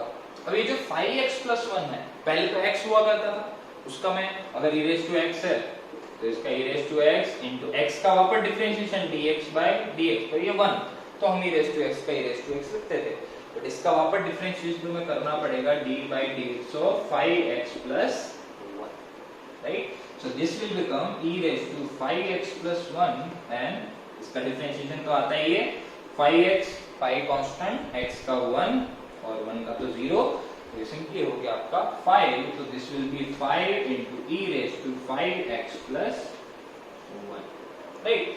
सो ये इस तरीके से आप चेन रूल का इस्तेमाल कर सकते हो, बहुत सारी जगह चेन रूल इस्तेमाल होगा, तो बस याद रख सकते हो। काफी बार आपको sin ओमेगा t जैसे है, आप ऐसे चेन वगैरह के अंदर जाओगे तो आपको sin ओमेगा t है, cos ओमेगा t है, उनका डिफरेंशिएशन करना पड़ेगा। तो अगर लेट्स से अगर मैं इसका डिफरेंशिएशन करता हूँ d by dt, ठीक है, तो sin का क्या हो जाएगा बच्चों? cos ओमेगा t, अब t के रेस्पेक्ट में कर रहा हूँ, है ना, अब x नहीं है, अब t है, सेम ही है बट t है, t के रेस्पेक्ट में कर रहा हूँ, तो ओमेगा t का वापस करना पड़ेगा, तो d by dt of omega t, तो वहां पे dt by dt 1 हो जाएगा, ओमेगा कांस्टेंट है तो बाहर आ जाएगा, तो इसका डिफरेंशिएशन क्या हो जाएगा? Omega into cos omega t, right. So इस तरीके से आप चेन रूल लगा सकते हैं फंक्शंस के अंदर, राइट। सो ये आपका हो गया चेन रूल। तो भाई जो डिफरेंशिएशन के अंदर आपको जो बेसिक चीजें समझनी है वो आई गेस आपको क्लियर होगी। जैसे फॉर एग्जांपल मैं आपको होमवर्क के लिए दे देता हूँ, आप उसको सॉल्व करो, आंसर आप लिख सकते हो, ठीक है। सो लेट्स से मुझे पहला सवाल ऐसा दिया है ln 5x plus 1, इसका मुझे डिफरेंशिएशन पूछा है, क्या होगा डिफरेंशिएशन इसका। दूसरा मुझे पूछा है लेट्स से √x² plus 1, क्या होगा, ठीक है। दो सवाल कर लेना, बाकी आप प्रैक्टिस कर सकते हो कोई बुक्स हो, अच्छी बुक वगैरह में से। चलिए भाई बेटा रहो इसको, ठीक है। अब ये तो हमने बात कर ली बेसिक डिफरेंशिएशन की, ठीक है। अब आता है एप्लीकेशन ऑफ डेरिवेटिव, ठीक है। इस तरीके से हम इस डिफरेंशिएशन का यूज कर सकते हैं, डिफरेंशिएशन का यूज कैसे कर सकते हैं वो देखते हैं थोड़ा, ठीक है, जिसको अपन एप्लीकेशन ऑफ डेरिवेटिव नाम से भी जानते हैं, एप्लीकेशन ऑफ डेरिवेटिव, ठीक है भाई। एप्लीकेशन ऑफ डेरिवेटिव के अंदर हम क्या समझेंगे कि ये डिफरेंशिएशन तो हमने पढ़ लिया, अब इसका यूज वगैरह हम कहाँ करेंगे, ठीक है। सो लेट्स से कि अगर मैं कोई भी फंक्शन है, लेट्स से हम स्ट्रेट लाइन बना रहे थे, ठीक है, ये स्ट्रेट लाइन, इसका मुझे स्लोप पूछा तो मैंने क्या कर लिया, सिंपल यहाँ पे थीटा लिख दिया और यहाँ से निकाल लिया tan थीटा, जो मैंने बताया था y2 minus y1 divide by x2 minus x1, right. तो इसको मैं ऐसा भी लिख सकता हूँ delta y by delta x, ठीक है, समझना ध्यान से। तो ये तो हो गया इस पर्टिकुलर लाइन का स्लोप। लेट से मुझे ये स्ट्रेट लाइन नहीं दी है, मुझे कोई भी रैंडम लाइन दी है। Random line in the sense कि लेट से मुझे दिया है कुछ ऐसी लाइन, कुछ भी ऐसी लाइन दी हुई है। मुझे पूछा है कि इसके अंदर आप स्लोप कैसे निकालोगे। ये तो लाइन तो है ही नहीं, स्लोप कैसे निकालोगे। तो इसके अंदर हम क्या करते हैं, लेट्स से कि अगर मैं इस पर्टिकुलर पॉइंट पे हूं, अब देखो इसके इनफाइनाइट टुकड़े कर दो, इस पर्टिकुलर चीज क्या इनफाइनाइट टुकड़े कर दो, ठीक है। आप इनफाइनाइट टुकड़े कर दोगे तो इस पर्टिकुलर पॉइंट पे अगर मैं कुछ ऐसे टेंजेंट बनाऊं, वो टेंजेंट का जो ये थीटा होगा और उसका जो tan होगा, tan theta, that will be the slope of this curve at this particular point। अब इस पर्टिकुलर पार्ट को थोड़ा अपन एनालिसिस करते हैं, इसको ये रियलिटी में है क्या, ठीक है। तो आप ऐसा समझो कि यहाँ पर अब मैं थीटा कैसे निकालूं। यहाँ तो हमने इजीली निकाल लिया, हमें y2 पता था, y1 पता था, x2 पता था, x1 पता था, तो हमने delta y by delta x निकाल लिया। बट यहाँ पर हम किस तरीके से निकालेंगे इस पर्टिकुलर tan थीटा को। तो देखो जैसे इसको अगर इस छोटे से पार्ट को अगर मैं थोड़ा और जूम करूं, ठीक है, इसको अपन 8x लगा देते हैं इस पे, थोड़ा सा अगर मैंने जूम किया इसको, तो ये कुछ देखो ऐसे हो गया। ये पर्टिकुलर लाइन है ना, इसको ही मैं अगर थोड़ा जूम करूं तो इसको मैं ऐसे लिख सकता हूं, कुछ इस तरीके से, ठीक है। आप ऐसा समझ सकते हो। लेट्स से ये है आपका थीटा, ठीक है, ये डेल्टा y का डेल्टा x। अरे ये डेल्टा ना लिख के मैं इसको लिखूंगा d बहुत छोटा dy एंड dx। तो यहां से आपका जो tan थीटा है आपका क्या हो जाएगा बच्चों, dy by dx। That means that dy by dx will represent the slope of the curve at that particular point, and dy by dx is equal to tan theta, or you can say slope of the curve, slope of curve। ये तो भाई अजीब सी बात होगी, right, क्योंकि हमने पहले पढ़ा था tan थीटा, अब हमने पढ़ा था dy by dx, और दोनों सेम चीजें निकली, right. So dy by dx आप किसी भी पॉइंट पे निकाल सकते हो, and that particular thing will represent the slope of that curve at that particular point, ठीक है। तो इस पॉइंट पे अगर आपको स्लोप निकालना है, tan थीटा निकालना है, तो इस पर्टिकुलर पॉइंट पे अगर आपको पॉइंट पता है तो dy by dx निकाल लो, उसके अंदर आप वैल्यू पुट कर सकते हो, तो आपका स्लोप आ जाएगा। अब देखो ये एप्लीकेशन ऑफ डेरिवेटिव का क्या मतलब है। तो हमें तो ये तो पता चल गया कि dy by dx है, that represent the slope of the curve, right। now let's say कि हमें कोई भी कर्व दिया हुआ है, राइट, इसका काम क्या रहता है। लेट्स से अगर मुझे कोई ऐसा कर्व दिया है, पैराबोला, या ऐसा कर्व दिया हुआ है, ठीक, जनरली लेट्स से हमें इस टाइप का भी कर्व दिया है, ठीक है। मैथ्स के अंदर थोड़ा इसका और डीप के अंदर है, डीप नॉलेज है इसका, बट हमें ज्यादा काम नहीं है इसका। सो हम कुछ पॉइंट्स का ऑब्जर्वेशन करेंगे, जैसे ये वाला पॉइंट है, ये वाला पॉइंट है, ये वाला पॉइंट है, ये वाला, ठीक है। कुछ पॉइंट्स का ऑब्जर्वेशन करते हैं यहाँ पर हर जगह। तो यहाँ पर आप ध्यान से देखोगे तो इस पॉइंट पे अगर मुझे स्लोप बनाना है तो मैं क्या करूंगा, यहाँ पर ऐसे टेंजेंट खींचूंगा, यहाँ पर ऐसे खींचूंगा, यहाँ पर ऐसे खींचूंगा, यहाँ पर, ठीक है। जिन पॉइंट पर मुझे स्लोप बनाना है वहां मैं टेंजेंट ड्रॉ करूंगा, ठीक है। सो कौन सा वाला जो tan थीटा है उसकी वैल्यू 0 आएगी, या कौन सा वाला जो स्लोप है, या तो tan थीटा की वैल्यू 0 का क्या मतलब है, dy by dx की वैल्यू 0 है। तो कौन से पॉइंट पे dy by dx, that means the differentiation of the function is 0। अब वो देखो, जैसे इस वाले पॉइंट पे dy by dx 0 है, तो यहाँ tan थीटा की वैल्यू 0 है। सेम टू सेम इस वाले पॉइंट पे भी dy by dx 0 है, इस वाले पे भी, इस वाले पे भी, इस वाले पे, इस वाले पे। तो आपको एक बात समझ में आएगी कि जब भी किसी भी पर्टिकुलर पॉइंट पे स्लोप 0 क्यों है, क्योंकि वो हॉरिजॉन्टल लाइन पे है। हॉरिजॉन्टल लाइन पे है तो मैंने बोला था स्लोप होता है tan थीटा, ठीक है, which is theta is the angle made with the positive x axis, और एक्स एक्सिस के साथ तो कितना एंगल बना रहा है, 0, ठीक है, 0 बना रहा है। 0 बना रहा है तो मैं ऐसा बोल सकता हूँ कि यहाँ पर स्लोप क्या है, 0 है, एंगल 0 बना रहा है। तो ये जो सारे पॉइंट है, या तो ये मैक्सिमा के पॉइंट है, या तो ये मिनिमा के पॉइंट है, देखो ये या तो मैक्सिमा का पॉइंट है या तो मिनिमा का पॉइंट है, देखो यहाँ पर।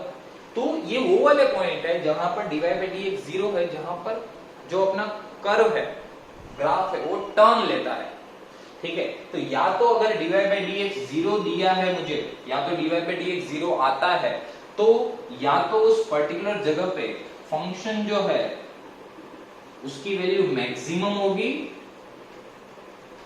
या वो मिनिमम होगी। ये दोनों में से एक बात हमें पता चलेगी कि अगर मुझे dy by dx slope of the curve जो दिया है वो 0 दिया है किसी पॉइंट पे, तो या तो फंक्शन वहां मैक्सिमम होगा या वहां पर मिनिमम रहेगा, राइट। चलिए, तो ये वाली बात आपको यहां से पता चलती है एप्लीकेशन ऑफ डेरिवेटिव से। अब आपको इसका यूज कैसे करना है, ठीक है। अब एक और बात कि ये मैक्सिमम कब होगी, मिनिमम कब होगी, इसके लिए भी मैथ्स वालों को डबल डिफरेंशिएशन भी करना पड़ता है, ठीक है। मैं एक बार बता देता हूँ कि मैक्सिमम मिनिमम अपन कैसे निकालेंगे, राइट। सो पहले तो एक बात समझ में आ गई कि dy by dx 0 है, तो या तो फंक्शन की वैल्यू मैक्सिमम होगी या तो फंक्शन की वैल्यू मिनिमम होगी। अब मैक्सिमम कब होगी और मिनिमम कब होगी, ठीक है, उसके लिए आपको क्या करना पड़ेगा बच्चों। पहले तो आपने ये निकाल लिया, ठीक है। अब आपको निकालना है d square y by dx, ठीक है। अभी मैं एग्जांपल से भी समझाऊंगा। d square y by dx square निकालना है। अब जिन जिन x की वैल्यू पे, अब देखो आप dy by dx 0 रखोगे, ठीक है, तो कुछ वैल्यू तो आएगी x की, कि उस पर्टिकुलर x की वैल्यू पे जो स्लोप है वो 0 है, ठीक है। अब उस x की वैल्यू के लिए आप चेक करो डबल डिफरेंशिएशन की वैल्यू, या ग्रेटर देन 0 आ रही है या लेस देन 0 आ रही है। अगर ये लेस देन 0 आ रही है तो वो जो पॉइंट है वो रिप्रेजेंट करता है मैक्सिमा को, और अगर ये ग्रेटर देन 0 आ रही है तो वो पर्टिकुलर पॉइंट रिप्रेजेंट करता है मिनिमा को, ठीक है। देखो नहीं समझ में आया तो देखो एग्जांपल में ले लेता हूँ, ठीक है। आई होप कि ये क्लियर है। ये वाली चीज तो बहुत सिंपल है कि जहां जहां पे dy by dx 0 होगा वहां पे कर्व टर्न लेगा, या वहां पर या तो फंक्शन मैक्सिमम होगा या मिनिमम होगा। लेट्स से हमें कोई फंक्शन दिया है, लेट्स से हमें कुछ दिया है y = x² - 4x, ठीक है, कुछ ऐसा फंक्शन दिया है, +1 -1 कुछ भी ले लो, ठीक है। मुझे लेट्स से कि y का कोई ऐसा फंक्शन दिया है, मुझे ऐसा पूछा गया है कि मुझे बात बताओ कि ये जो फंक्शन है कहां-कहां टर्न ले रहा है, पहली बात कहां-कहां इसका स्लोप 0 है, ठीक है, कहां पर इसकी वैल्यू मैक्सिमम है या मिनिमम है, ये बताना है मुझे, या तो मैक्सिमम है या मिनिमम है। तो सबसे पहले मैंने बताया, सबसे पहले आप क्या करो, सबसे पहले इसका डिफरेंशिएशन निकालो। डिफरेंशिएशन निकालना हमें आता है, डिफरेंशिएशन के लिए आप सीधा क्या करते हो, dy by dx, dy by dx यहां से क्या हो जाएगा, देखो 2x - 4, इसका डिफरेंशिएशन सिंपल 2x - 4, x² का 2x, 4x का -4, सिंपल माइनस का माइनस है, 1 का 0, कांस्टेंट है, ठीक है। सो आप यहां से फंक्शन का क्या निकाल सकते हो, डिफरेंशिएशन निकाल सकते हो। अब मुझे यही पूछा है कि where it will be maximum और मिनिमम। पहले तो ये बताना है कि मैक्सिमम होगा या मिनिमम होगा, और कहां पर होगा ये भी बताना है। तो सबसे पहले तो अपन ने क्या कर लिया, dy by dx निकाल लिया, 2x - 4 आ गया। अब अगर मुझे दिया है कि वो मैक्सिमम और मिनिमम है, ठीक है, तो उस पर्टिकुलर पॉइंट पे कर्व जो है वो टर्न ले रहा है, तो उसका जो स्लोप है that means dy by dx, उसकी वैल्यू क्या रहेगी, 0 रहेगी। तो यहां से आप 2x = 4 हो जाएगा, तो x की वैल्यू क्या हो जाएगी, 2 हो जाएगी, सिंपल। दैट मींस x = 2 पे ये जो कर्व है वो टर्न ले रहा है। अब वो टर्न ऐसा है या ऐसा है वो कैसे पता चलेगा, वो यहां से पता चलेगा। तो आपका dy by dx आ गया।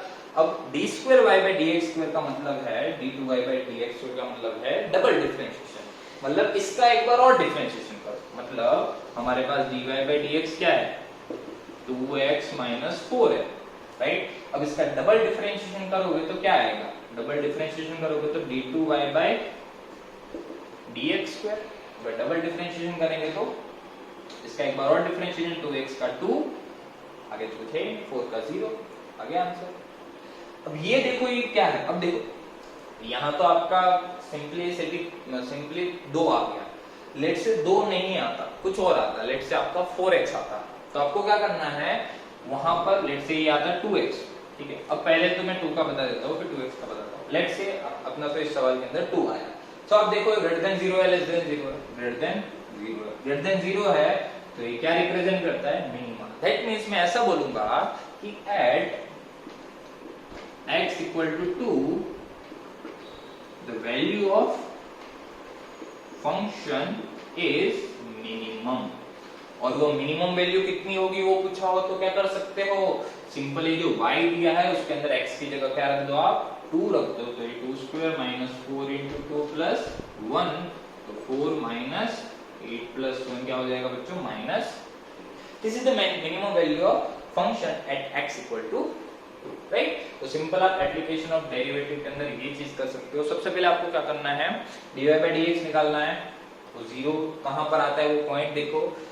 अब वो पॉइंट को आपको पुट करना रहेगा d square y by dx square के अंदर, right? To find out whether the function is minimum और मैक्सिमम। या तो अगर आपको फंक्शन की सीधी वैल्यू निकालनी है तो सीधा इसके अंदर पुट कर दो, लेकिन आपको अगर पूछा है कि मिनिमम है या मैक्सिमम है तो आपको d2y by dx स्क्वायर भी निकालना पड़ेगा, राइट? अब यहाँ तो 2 आ गया तो पता चल गया ग्रेटर देन 0 है, लेकिन लेट्स से कि अगर ये 2x आता या तो x के टर्म में आता, राइट? लेट्स से ये x क्यूब होता, ठीक है, x क्यूब होता तो 3x स्क्वायर आता है। यहाँ पर 3x स्क्वायर का भी डिफरेंशिएशन करते तो आता 6x, तो फिर x की वैल्यू आप ये पुट करते। तो इस पर्टिकुलर x की वैल्यू के लिए आपको चेक करना है कि ये ग्रेटर देन 0 या लेस देन 0 है, तो आपका मिनिमा एंड मैक्सिमा आ जाएगा, राइट? तो ये आपका एप्लीकेशन ऑफ डेरिवेटिव हो जाएगा इस तरीके से, राइट? मिनिमा मैक्सिमा हो जाएगा।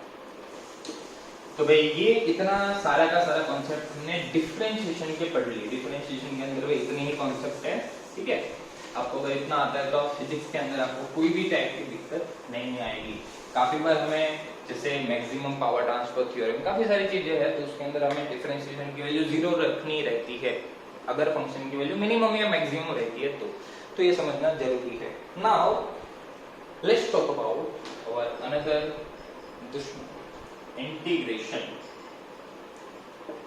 राइट? इंटीग्रेशन क्या है? इंटीग्रेशन देखो, एक चीज थी उसको मैंने डिफरेंशिएट किया।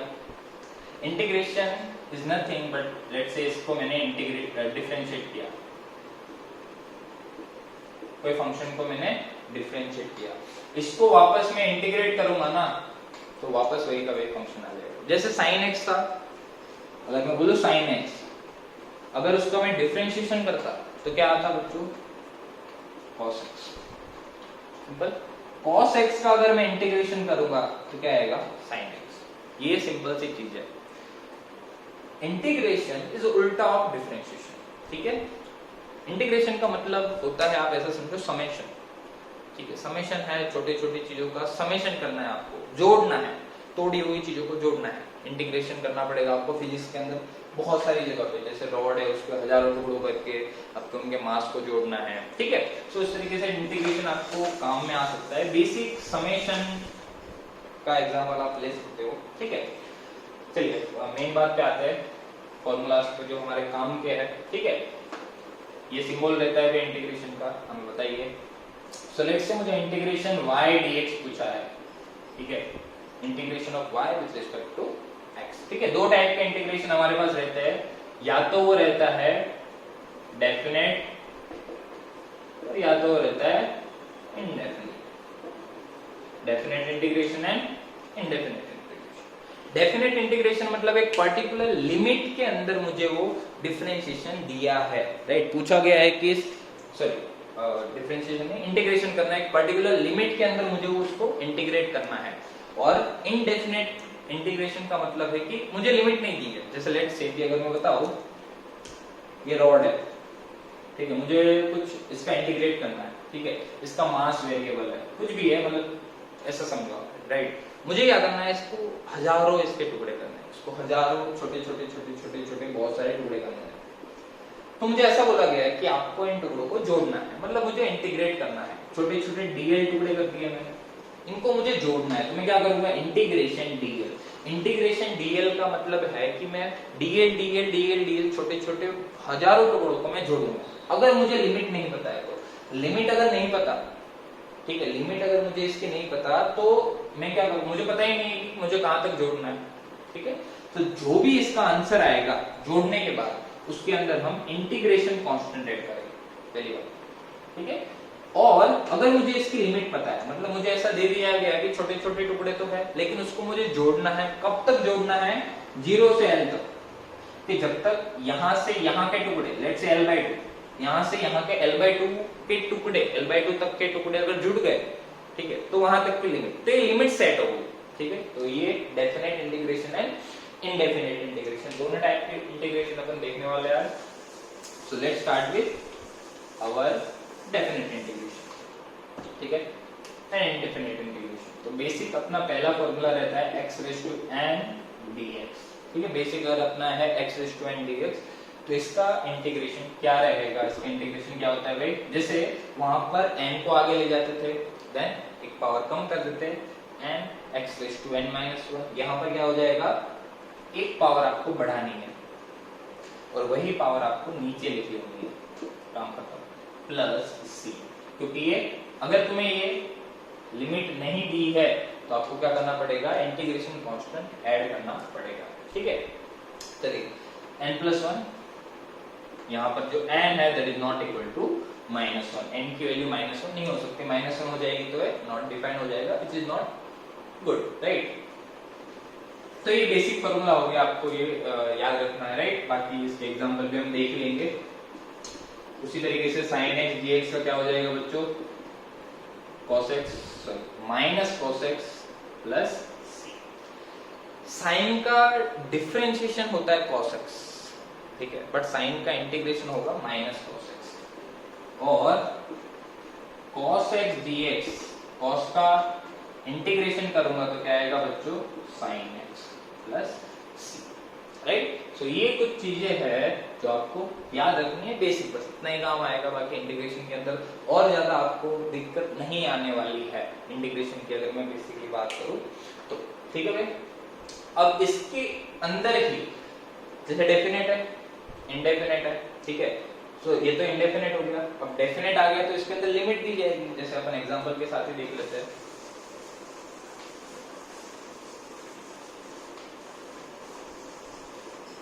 ठीक है, तो जो सारे फॉर्मूले हमने लिखे थे उसको ही आप उल्टा दोगे ना तो भी आपका काम चल जाएगा। जैसे अगर मुझे sec² x दिया है, sec² x dx, तो उसका इंटीग्रेशन क्या हो जाएगा, tan x, राइट। काम नहीं आते हैं बट फिर भी हम दिमाग में रख सकते हैं, ठीक है भाई। चलिए, सो लेट्स से अगर मुझे दिया है कि इंटीग्रेशन करो x³ + sin x dx का, ठीक है, कोई भी लिमिट नहीं दी है, इंडेफिनेट इंटीग्रेशन, तो सिंपल कुछ नहीं करना है, x³ का क्या हो जाएगा, 3+1 डिवाइड बाय 3+1, सिंपल। ये ऐसे फंक्शन को तो आप ऐसे ही करना है। अब 3 लिखा होगा तो 3 को बाहर लिख दो, सिंपल है ना, कोई दिक्कत वाली बात नहीं है। प्लस sin x का क्या हो जाएगा भाई, minus cos x, then plus, this will be the answer, simple. इसी के अंदर नहीं, इसके अंदर हम लिमिट नहीं लगाएंगे, हम लिमिट को और सवाल के अंदर लगा लेते हैं, ठीक है। ये आपका किस टाइप का हो गया बच्चों, ये आपका इनडेफिनेट इंटीग्रेशन का एक टाइप हो गया, ठीक है। आपको अलग अलग फंक्शन दिए जाएंगे, उसको आपको क्या करना है, सिंपली इंटीग्रेट करना है। तो 3 फंक्शन तो हमने देख लिए थे, चौथा फंक्शन एक आता है 1/x, राइट। मैंने एक बात बताई थी कि जो n है वो -1 नहीं हो सकता, जैसे x⁻n है उसको -1 नहीं होना है, क्योंकि ये x⁻n+1, इसका इंटीग्रेशन करूंगा तो डिवाइड बाय n+1, ठीक है, तो n -1 नहीं होगा, ये मैंने बताया था। लेकिन जब -1 होगा तब क्या होगा, कि जैसे लेट्स से ये x⁻1 है, that means 1/x, so 1/x dx जब आएगा तो इसका इंटीग्रेशन होगा ln x, राइट। तो ये बात आपको दिमाग में रखनी है, 1/x जो रहेगा उसका जो इंटीग्रेशन रहेगा that will be equal to ln x। तुम्हें याद हो तो ln x का डिफरेंशिएशन भी हमने लिखा था 1/x, राइट, तो उसका उल्टा integration, don't worry about it, right. तो सिंपल तरीका है ये। उसी तरीके से आपका एक और फॉर्मूला e⁻x dx, ठीक है, और ज्यादा देखो फॉर्मूले की जरूरत नहीं है, राइट। बाकी आपको डिस्क्रिप्शन के अंदर फॉर्मूलाज वगैरह की लिस्ट भी मिल जाएगी, तो आप देख सकते हो उसको, बाकी जरूरत नहीं है, आपको कुछ क्वेश्चन भी मिल जाएंगे, देख सकते हो आप उसको। सो e⁻x dx, अगर मुझे इसका इंटीग्रेशन पूछा होता बच्चों तो इसका क्या होगा, इसका e⁻x ही रहेगा, ठीक है। e⁻x मैंने बोला था x ऐसी चीज है जो इंटीग्रेशन करो डिफरेंशिएशन करो उसको कोई फर्क नहीं पड़ता, ठीक है भाई। तो बेसिक फॉर्मूला चलिए इसके अंदर आपका मल्टीप्लिकेशन रूल, डिवीजन रूल इतना आपको काम में नहीं आएगा, बट इसके अंदर चेन रूल टाइप की चीज जो थी वो जरूर काम में आएगी। लेट्स से एग्जांपल से ही समझ लेते हैं, ठीक है। जैसे तुम्हें याद हो, सो आप डिफरेंशिएशन के अंदर एक बात याद रखो, जैसे लेट्स से मुझे sin 3x है, ठीक है, इसी का अपन डिफरेंशिएशन भी करते हैं, इंटीग्रेशन भी करते हैं, दोनों चीज समझ जाते हैं। जैसे sin 3x है, अगर मुझे उसका डिफरेंशिएशन करना है तो मैं क्या करूंगा, सबसे पहले इसको लिखूंगा cos 3x, देन इस 3x का वापस differentiation, right, and that will be equal to 3। तो इसको अपन मल्टीप्लाई में रखते थे, जो भी हमारा जो फंक्शन है उसके अंदर जो दूसरा फंक्शन है उसका जो डिफरेंशिएशन है that is in the multiplication, इसको आप लिखते थे 3 into cos 3x, right, and if I will integrate this sin 3x, right, sin 3x का तो हमें पता है ये ऑलरेडी क्या है, माइनस cos 3x, बट अभी 3x बचा हुआ है तो उसको हमें मल्टीप्लाई में नहीं रखना है, उसको हमें कहाँ रखना है, नीचे, दैट्स इट। 3x का वापस क्या हो जाएगा 3, तो उस 3 को मैं यहाँ लिख दूंगा।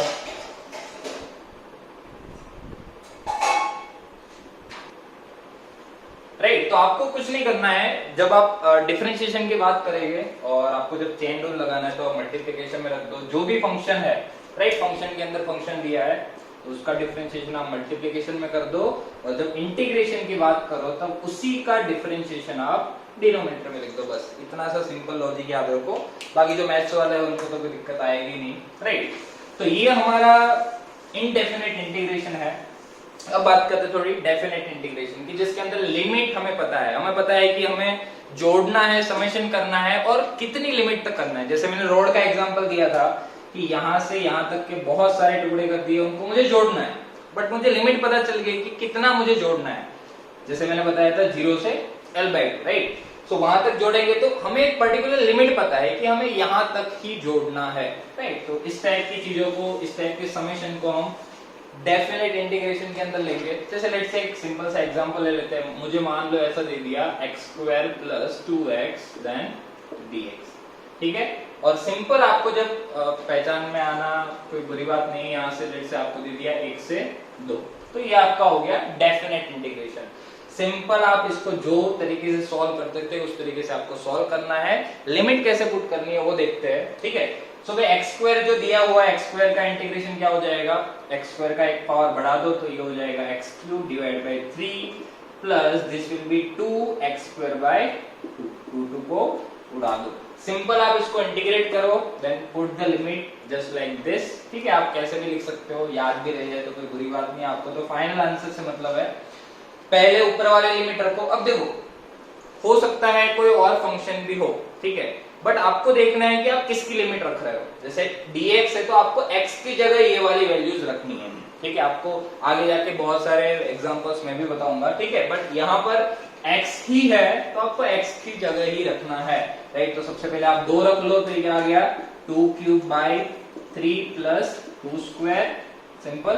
पहली ऊपर अपर लिमिट रखो माइनस लोअर लिमिट सिंपल रख दो, तो हो जाएगा 1³/3 + 1², सिंपल, राइट। तो ये आपका क्या हो गया 8/3 + 4 minus 1/3 plus 1, so this will be 20/3 minus 4/3, तो ये हो जाएगा 16/3। तो ये एग्जांपल हो गया आपका किस टाइप का, डेफिनेट इंटीग्रेशन का, राइट। इसके अंदर आपको मल्टीप्लिकेशन रूल या फिर डिवाइड रूल का डिस्कशन करने की जरूरत नहीं है। सिंपल आपको इस टाइप का आएगा, लिमिट रखनी है और वैल्यू निकालनी है, ठीक है। अब कुछ वेरिएशंस इसके अंदर आएंगे, जैसे उसके अंदर आपको थोड़ा दिमाग लगाना है। फॉर एग्जांपल एक एग्जांपल देख लेते हैं, ठीक है, आपको आइडिया आ जाएगा। आप जो क्वेश्चन बैंक है उसके अंदर देख सकते हैं, बहुत सारे क्वेश्चन ऐसे मिलेंगे तो आप उसको प्रैक्टिस भी कर सकते हैं।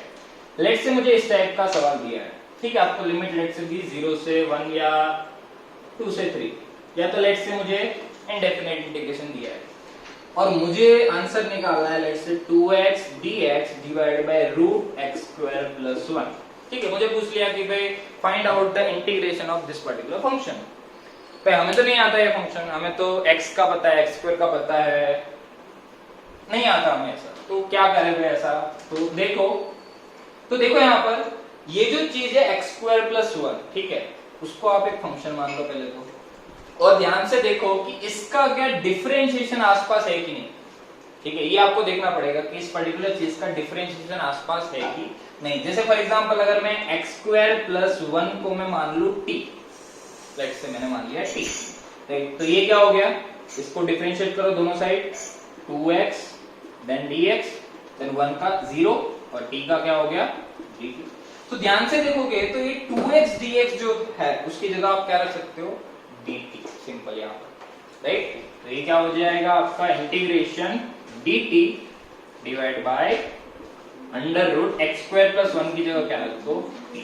अब तो आप इसको आराम से इंटीग्रेट कर सकते हो क्योंकि रूट t है, तो आप इसको लिख सकते हो t raise to minus 1/2 dt, फिर आप सिंपली इसको पुट कर लो, t रेज टू माइनस 1/2 का क्या होगा, t raise to minus 1/2 plus 1 minus 1/2 plus 1, right. और आपको यहाँ पर लिमिट पुट करनी है अगर ये डेफिनेट इंटीग्रेशन है तो, राइट। एक और बात यहाँ पर मैं बताना चाहूंगा, फिर आप जो भी t आया यहाँ पर, बाकी ये तो एक कांस्टेंट टर्म आएगी 1/2, t जो भी आया जैसे लिख लेते हैं, ये आ जाएगा t raise to 1/2 divide by 1/2, right. So this will be 2 root t, right, or you can also write the value of t as well, which is equal to x square plus 1. So this is your final answer, 2 root x square plus 1.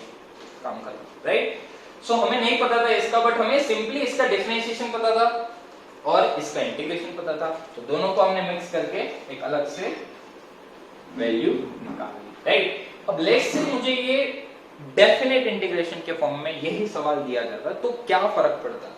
Let's say मुझे यहां से दिया होता 1 से लेके 2, ठीक है। अब देखो ये जो मुझे लिमिट दी है ये मुझे x की लिमिट दी है, ध्यान से समझना, ये मुझे x की लिमिट दी है, ये मुझे t की लिमिट नहीं दी है।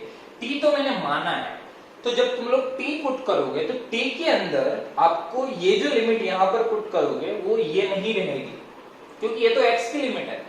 तो आपको क्या करना है कि देखो ये x की वैल्यू है x equal to 1 and x equal to 2, तो x की वैल्यू जब इतनी होगी तब t की वैल्यू कितनी होगी ये निकाल दो। जैसे x की वैल्यू अगर 1 होगी, राइट, तो देखो t की वैल्यू क्या होगी बच्चों 2, और जब x की वैल्यू 2 होगी तो t की वैल्यू कितनी होगी 5, राइट। तो इसी फंक्शन का लिमिट हो जाएगा 2 से 5, ठीक है। फिर आप लिमिट पुट कर ही सकते हैं, सिंपल, राइट।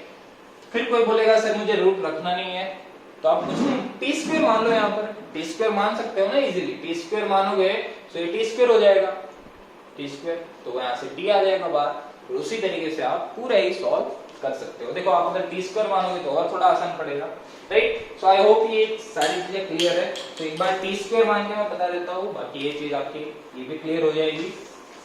तो लेट्स से कि अगर x स्क्वायर प्लस 1 को मैं टी स्क्वायर मानता, ठीक है, अपन ने मान लिया टी स्क्वायर, तो किस तरीके से आप आंसर निकालते हैं वही करना है आपको, दोनों साइड डिफरेंशिएशन करना है, 2x dx that will be equal to 2t dt, right.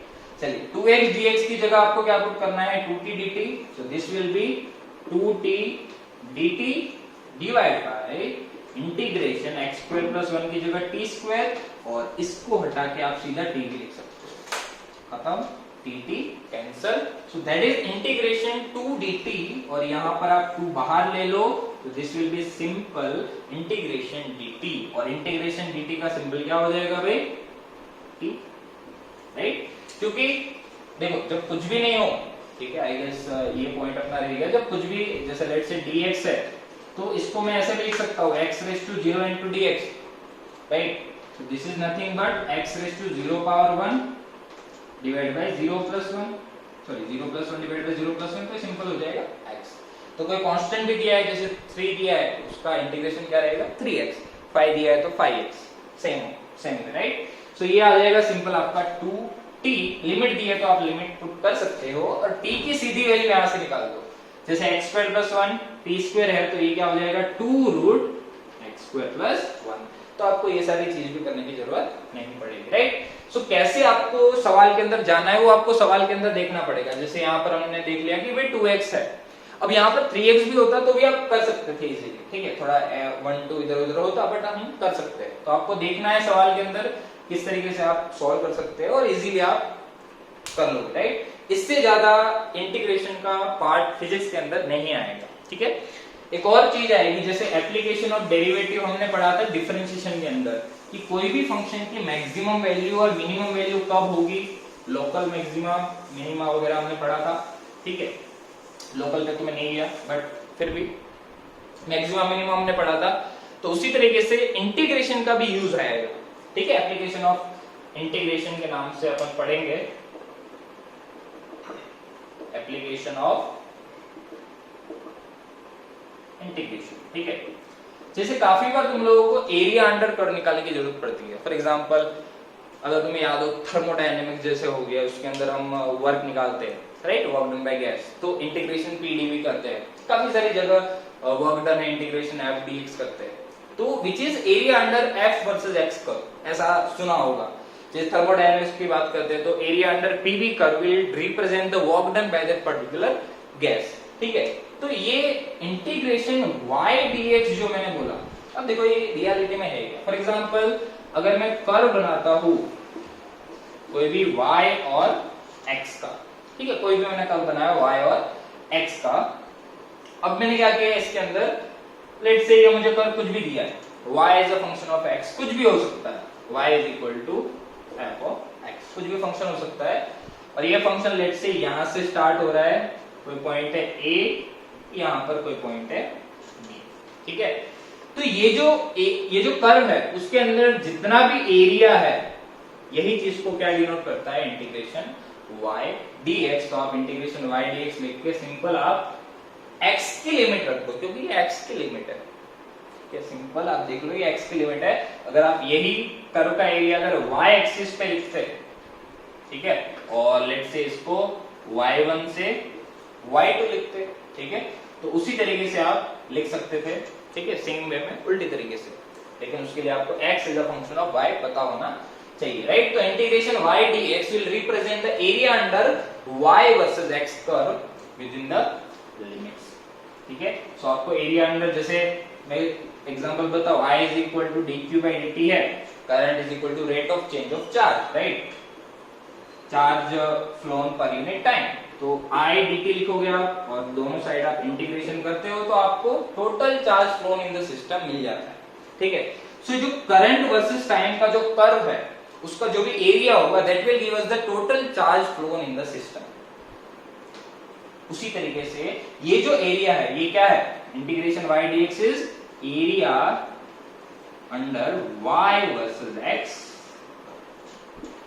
Right, yes. तो इतना ही आपको बेसिक ऑफ मैथमेटिक्स के अंदर यूज में आने वाला है, राइट। सो आई होप कि आप लोगों को किसी भी टाइप का डाउट अभी नहीं है। अगर आपको कोई डाउट है तो प्लीज आप कमेंट में जरूर बताएं। एंड यस, अपना जो कल का टॉपिक है दैट विल बी वेक्टर्स, ठीक है, वेक्टर्स। आज हमने बेसिक ऑफ मैथमेटिक्स पढ़ा है। आपका कोई और भी डाउट है कोई पर्टिकुलर टॉपिक में तो भी आप बता सकते हैं, राइट। मिलते हैं अपन अगले लेक्चर